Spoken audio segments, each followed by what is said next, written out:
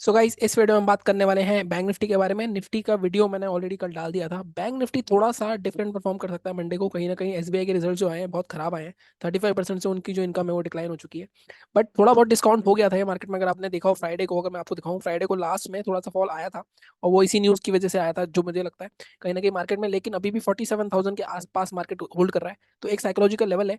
तो जैसा मैं हमेशा कहता हूँ, देखो, बैंक निफ्टी और निफ्टी अलग अलग चल सकते हैं। अगर बैंक निफ्टी में एक बैंक में लाइक एचडीएफसी बैंक में एक बड़ा सेल ऑफ आ जाए तो वो निफ्टी को भी हिलाएगा, बैंक निफ्टी को भी हिलाएगा, क्योंकि दोनों में वेटेज है उसकी। लेकिन कहीं ना कहीं मार्केट में एसबीआई की गिरावट जो है वो थोड़ी सी डिस्काउंटेड लग रही है मुझे, जिस तरह की डिस्काउंट आया था मार्केट में। अगर मैं सबसे पहले, जैसा मैं हमेशा बोलता हूँ, सबसे पहले वीकली और डेली चार्ट देखना होता है आपको, उसके बाद इंटरडे में जाना होता है। तो आज मैं लेकिन पहले वीकली नहीं देख रहा, आज मैं पहले डेली चार्ट देखूंगा। अगर आप डेली चार्ट देखोगे तो मार्केट में एक जोन है, मार्केट का एक जोन अगर आप देखोगे यहाँ पे 46,500 को मार्केट क्रॉस नहीं कर पा रहा है। लाइक बैंक निफ्टी क्रॉस नहीं कर पा रहा है। अगर आप देखोगे बार बार मार्केट इस जोन के आसपास जाता है, लेकिन बहुत स्ट्रॉन्ग सेल ऑफ आ जाता है। पहली बार मार्केट में यहाँ पे आया था, उसके बाद दोबारा से ही आया, उसके बाद दोबारा से ही आया। तो 3 बार कहीं ना कहीं मार्केट में हो चुका है। लेकिन इस बार मुझे ऐसा लगता है ये थोड़ा सा ज्यादा डीप नहीं होना चाहिए, क्योंकि कहीं ना कहीं मार्केट में 46,000 के आसपास है। तो मार्केट में, ग्लोबल मार्केट देखें तो फ्लैट चल रहा है बिल्कुल।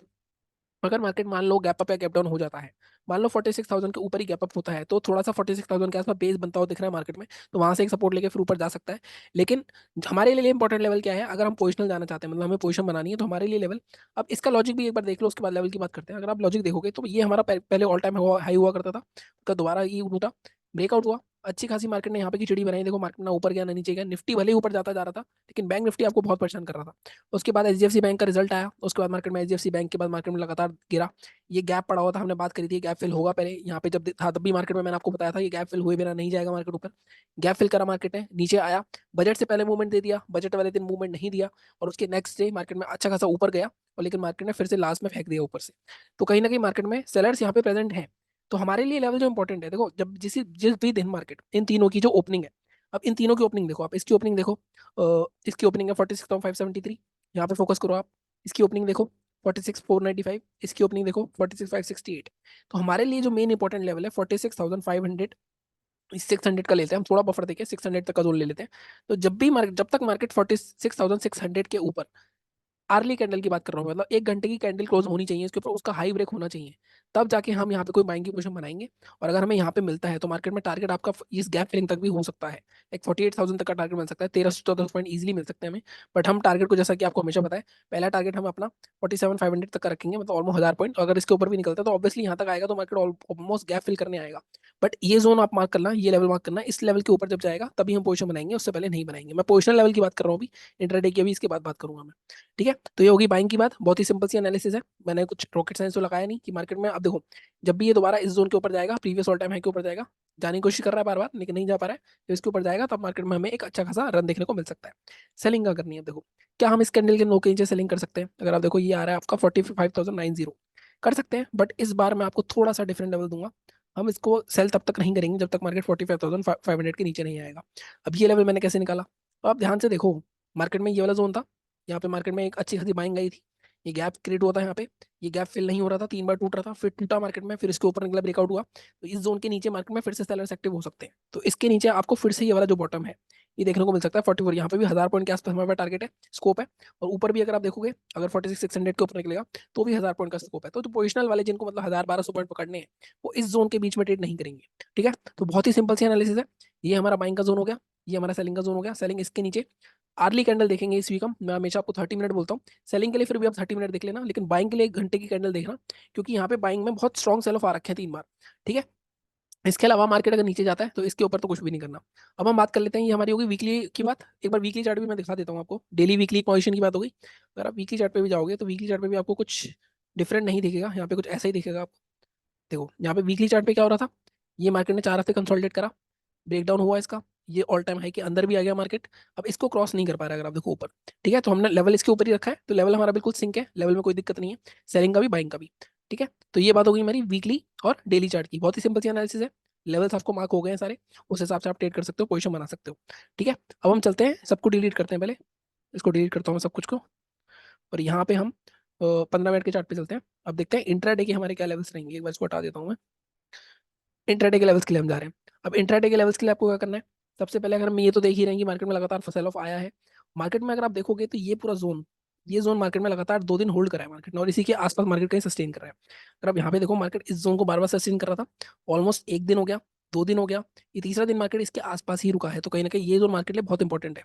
अब ये लेवल कौन सा है हमारा, सबसे पहले ये होगा आपका 850 के आसपास होगा, तो ये आपको लेवल आ रहा है 45,800 मान लेते हैं हम, 45,800 के नीचे हम शॉर्ट करेंगे। और टारगेट हमारे ये वाली जो रेंज है यहाँ तक का 524 तक के टारगेट रहेंगे हमारे। अब इसके नीचे मार्केट में ये जो रेंज का ब्रेकआउट हुआ था इस तक के टारगेट रखेंगे हम, तो 781 के नीचे 524 6 7 मतलब ऑलमोस्ट 250 पॉइंट के आसपास को आप टारगेट मिल जाएगा। बट अगेन 781 के नीचे आपको ब्रेक करना है, 2 टारगेट बनाने हैं हमेशा। फर्स्ट टारगेट आप रख सकते हो 634 के आसपास का या 650, सेकंड टारगेट आपका 534। मैं हमेशा बोलता हूँ 2 टारगेट में देता हूँ, एक टारगेट के आसपास आपको आधा प्रॉफिट या पूरा प्रॉफिट बुक करना ही है, डिपेंडिंग ऑन द प्रीमियम।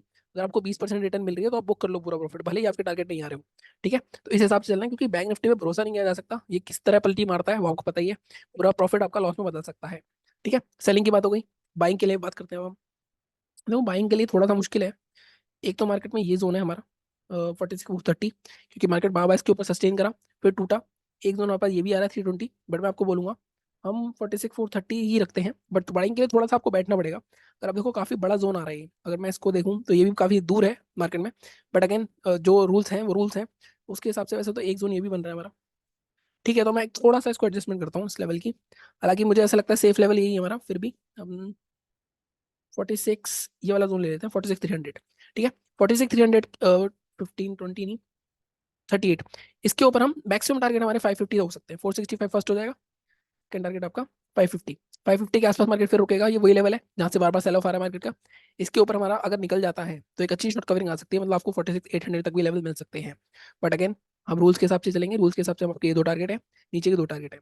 अगर मार्केट मान लो गैप डाउन ओपन होता है एसबीआई के रिजल्ट की वजह से, और गैप डाउन ओपन हो जाता है 45,500 के आसपास, देखो यहाँ से स्ट्रॉन्ग रैली आई हुई है, यहाँ पे कहीं ओपन होता है तो एक रिवर्सल आ सकता है। रिवर्सल के पैटर्न्स क्या होते हैं मैं आपको बताया हुआ है, कोई हैमर बन जाए, गल्फिंग बन जाए या इंसाइड कैंडल बन जाए तो आप बाय कर सकते हो। अगर मार्केट गैप अप हो जाए, वैसे जिसके चांसेस थोड़े कम है, फिर भी गैप अप हो जाता है, क्योंकि पेटीएम की भी और धुलाई होनी है। पेटीएम में कहीं ना कहीं 40% तो गिर चुका है वो, अभी मुझे लग रहा है और गिरेगा, क्योंकि आज ईडी की भी उसकी कुछ न्यूज़ आई है कि ईडी का उसको प्रोव होने वाला है। तो कहीं ना कहीं जियो फाइनेंस के लिए रास्ता क्लियर किया जा रहा है, बार बार पेटीएम को दबाया जा रहा है। बट एक न्यूज़ ये भी है, मॉर्गन स्टैनली ने, आई थिंक गोल्डमन सैक्स ने या मॉर्गन स्टैनली ने उसमें स्टेक बाय किया 243 करोड़ का, कहीं ना कहीं ऊपर तो जाएगा दोबारा वो, तो कहीं ना कहीं उसमें एक मौका तो है। अगर आपके पास 1 लाख रुपए है तो उसमें 10,000 15,000 रुपए डाल सकते हो उसमें, क्योंकि वो रिकवर भी 20% ऐसे ही हो जाएगा किसी दिन। ठीक है, तो उस हिसाब से चल सकते हो आप। बाकी यहाँ पे देखते हैं अगर हम, तो यहाँ पे जैसे मैंने कहा गैप अप अगर हो जाता है लाइक 500 के आसपास होता है, अगेन दोनों साइकोलॉजिकल लेवल है, यहाँ पे फिर से रिवर्सल आ सकता है। इस जोन के नीचे मार्केट में फिर से एक रिवर्सल आ सकता है, अगेन यहाँ पे अगर कोई शूटिंग स्टार मिले कुछ मिले, ब्रेकआउट हो गया तो बाय होगा, यहाँ तक के टारगेट है। अगर शूटिंग स्टार बना इनसाइड कैंडल बना तो आप सेल कर सकते हो। तो इतनी सिंपल सी एनालिसिस है, बाकी लेवल्स मार्क कर लेना और चैनल को इसी तरह सपोर्ट करते रहो। निफ्टी का वीडियो मैंने ऑलरेडी कल डाल दिया था, थोड़ी सी तबियत खराब है इसलिए मैंने फिर से जल्दी से वीडियो बनाया। बाकी चैनल को सब्सक्राइब करना, मिलता हूँ आपसे अगली वीडियो में। Thank you so much.